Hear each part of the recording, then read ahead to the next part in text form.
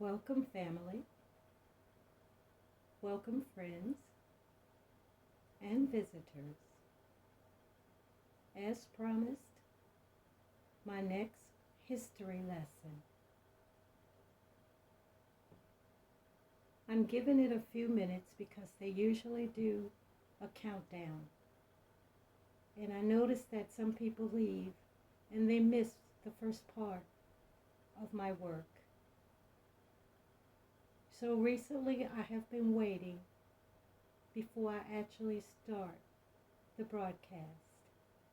And I hope you will learn something. Maybe you know some of this, but I just love looking into history.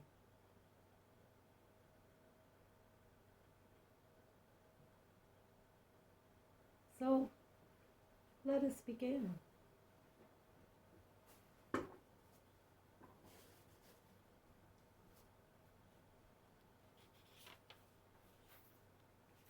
Now I'm reading from my notes. The house was immaculate, absolutely beautiful. No one would know by looking at it. It had no running water, no electricity, and no refrigeration. Our 36th president grew up and was very poor in a log cabin on a working farm. Lyndon Baines Johnson, born in 1908. He would go to a one-room school. When he was older, he became a rancher. But his mother was big on education. Father went into legislation. This gave LBJ a taste for politics.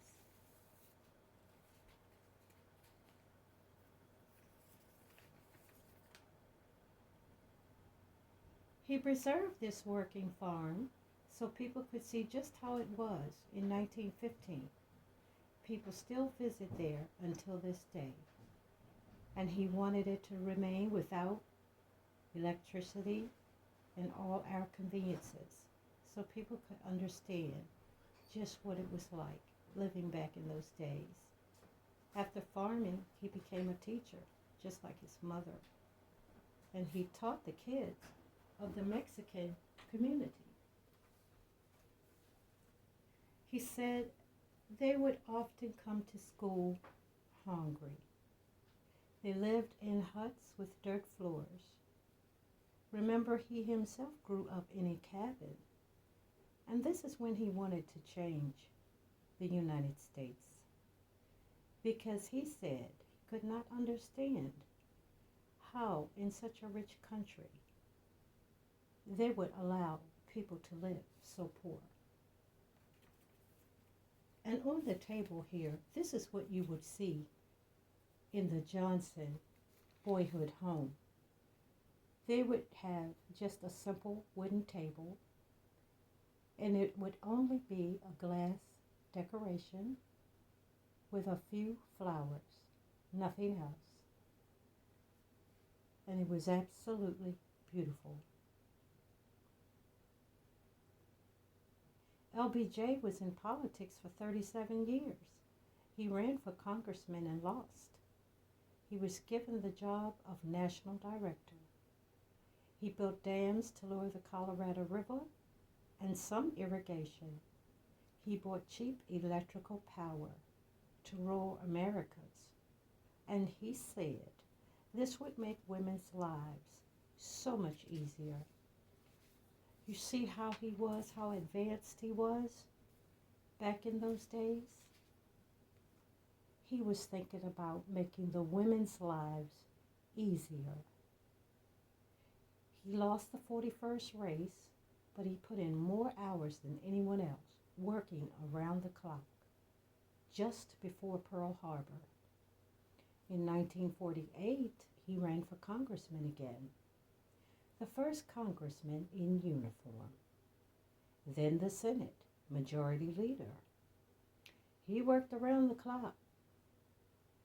He worked around the clock. He worked himself right into a heart attack. He returned to his Texas White House, he called it. He had built it on his family's land he purchased from his aunt.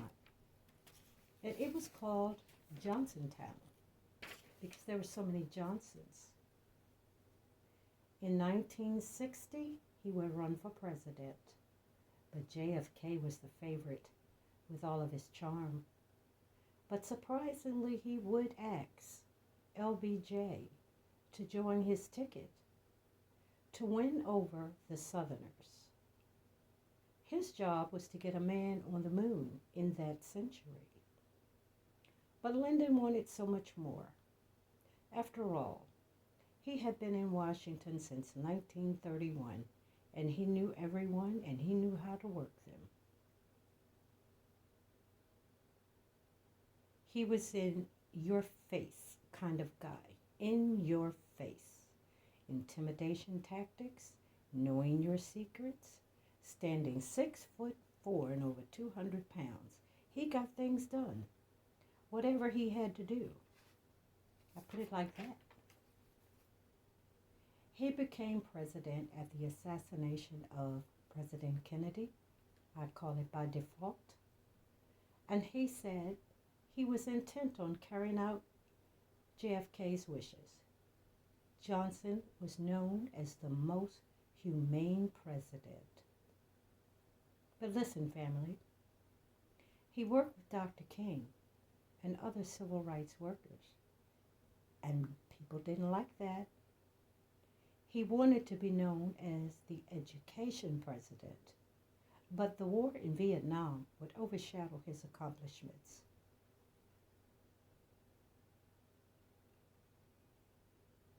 People would say, hey, LBJ, how many boys did you kill today? Boy, they had some bars, didn't they? But it was a war that he inherited. It became worse by the day. He had to remain in Vietnam, as many presidents have found out. It's easy to get into war, but just try getting out. Texans rebelled against him. Then came the assassinations. Martin, John, Bobby, A.D. King, Malcolm. The riots broke out all over the U.S. Division, brutality. Americans marching the streets, opposing the war. Americans have always opposed the war. Always.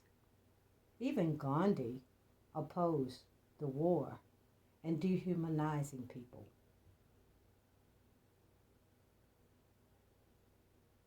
The rebellion started from everywhere. People to Janis Joplin, the Beatles used their voices and platforms, John Lennon, the Flower Children of Peace and Love, and so many more. And today those Flower Children, you wouldn't recognize them. They're on the other side now. I don't know what happened to them. But this is just some of what he got done. Over 200 bills passed. Air pollution, HUD, education, civil rights, poverty, Job Corps, model cities, student loans, Head Start, voting rights, Child Health Act, highway beautification, school broadcast program, clean air, small business, clean rivers. He worked around the clock. He did not seek another term. I think what he did was pretty impressive. Once he became aware of the suffering of the communities, he meant to make a difference in their lives. I believe because he himself grew up so poor, with just a wood stove to heat the house and to cook by. This is what President LBJ and Dr. Martin Luther King were fighting for. And too many people get it wrong. and think it's just about voting rights. They had to say voting rights if you were in the community. But LBJ could say what he wanted. And I'm glad he did. Let's listen. Far from the window where I sit with the problems of our country, I recognize that from outside this chamber is the outraged conscience of a nation, the grave concern of many nations, and the harsh judgment of history on our acts. But even if we pass this bill, the battle will not be over. What happened in Selma is part of a far larger movement which reaches into every section and state of America. It is the effort of American Negroes to secure for themselves the full blessings of American life. Their cause must be our cause too. Because it's not just Negroes, but really it's all of us who must overcome the crippling legacy of bigotry and injustice. And we shall overcome.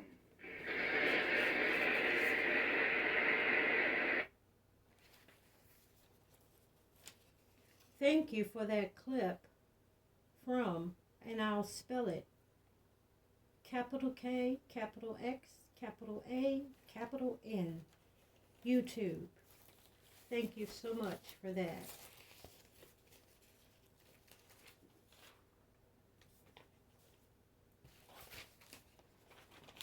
Hold on. Did you get your paper and your pen?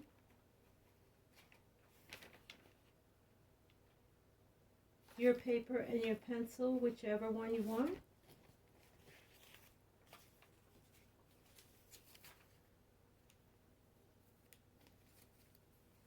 Again, this is what President LBJ was fighting. This is what Dr. King was fighting. This is just one of the things. The literacy test. This one is from Louisiana.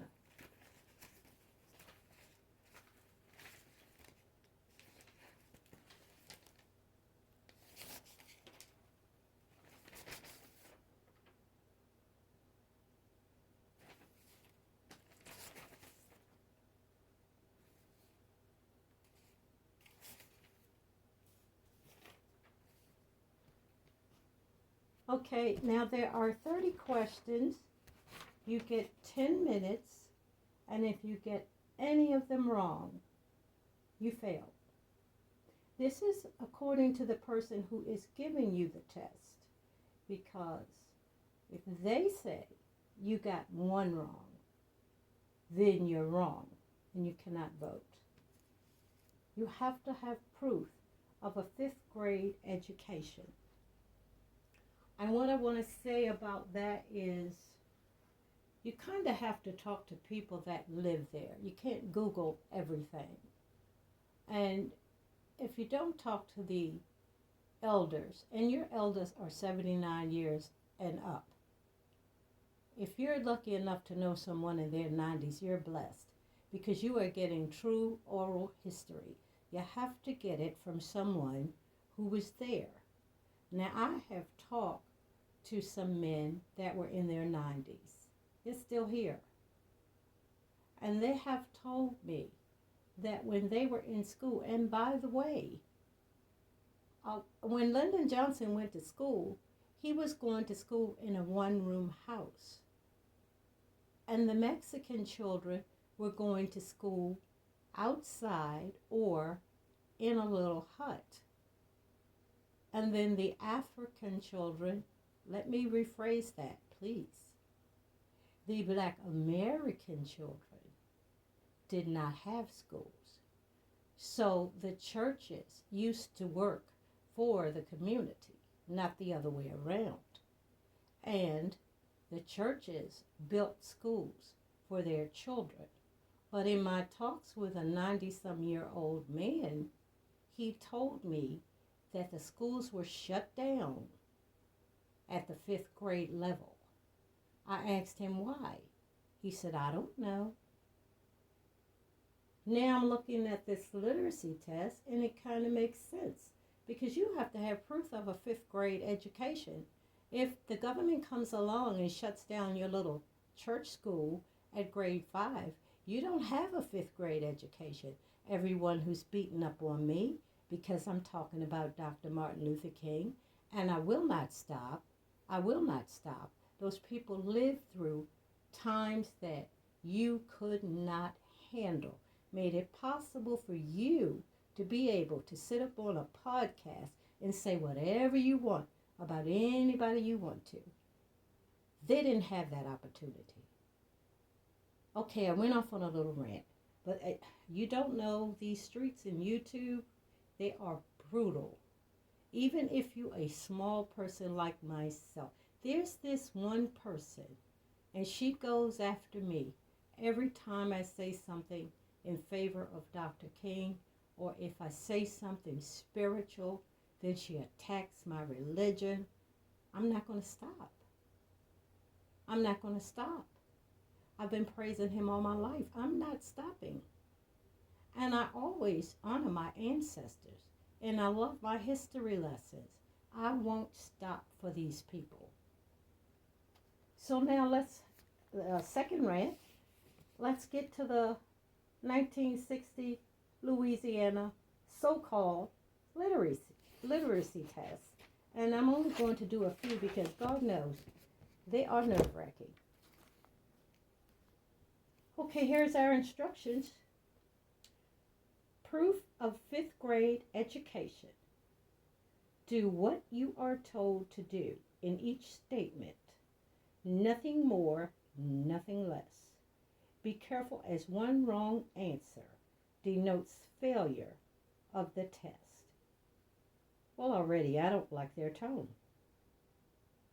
You have 10 minutes for 30 questions. Why are they saying statement? Why aren't they saying each question? I don't think they had literacy. Here's the first one. Draw a line around the number or this sentence. Draw a line around the number or this sentence.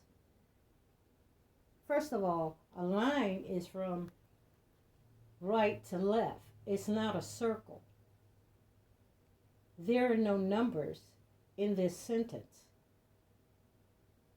But they want me to draw a line around the number or this sentence. Okay. Write vote upside down. You cannot turn your paper like this, family. You have to actually write it upside down. I tried it. The E is not easy. Circle, this is one of my favorites. Circle the first alphabet in this sentence. Okay, so you want me to circle the first or the first alphabet in this sentence? Circle the first alphabet in this sentence. And remember, the person giving you the test can just say you're wrong. Or just go ahead and mark it wrong. Cross out the number below when making the number 1 million just below 1 million. Now, you don't have a 5th grade education. You haven't had algebra. You haven't had multiplication, division, and you weren't allowed to read. You were a sharecropper. In the space below, write the word noise backwards and place a dot over the letter. What would be the second letter had it been written forward? Okay, it took me 7 minutes to read that. In the space below, write the word noise backwards and place a dot over the letter. What would be the second letter had it been written forward? Okay, you people are just sick. In the space below, draw 3 circles, one engulfed by the other, and they leave you a space, if that helps. I don't know which way they want it.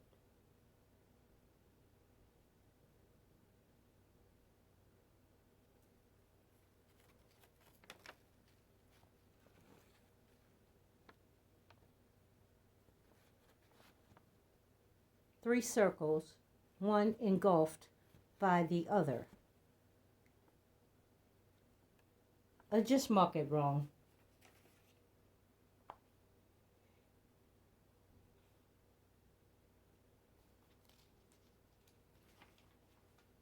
Draw a square with a triangle in it, and within the triangle, draw a circle with a black dot inside. And there's a space for you to do that. Draw a figure that is square in shape. Why didn't you just say, I could draw a square if I wanted to? Draw a figure that is square in shape. Divide it in half by drawing a straight line from its northeast corner. Jesus. Divide it by drawing a broken line from the middle of the western side. Already 10 minutes reading this. Draw a figure that is square in shape. Divide it in half by drawing a straight line from its northeast corner. Divide it by drawing a broken line from the middle of the western side.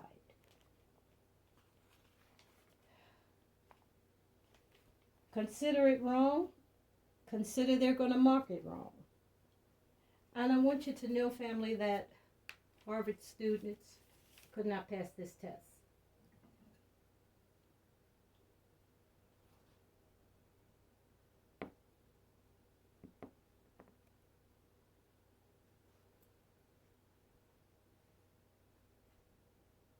Can you see that? Tell me how many beans are in that jar.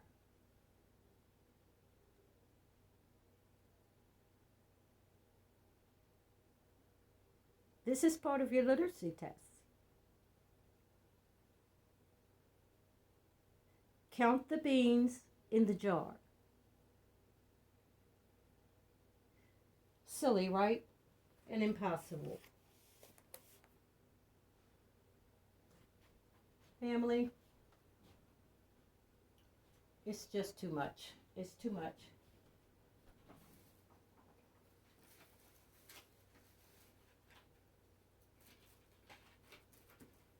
Hold on.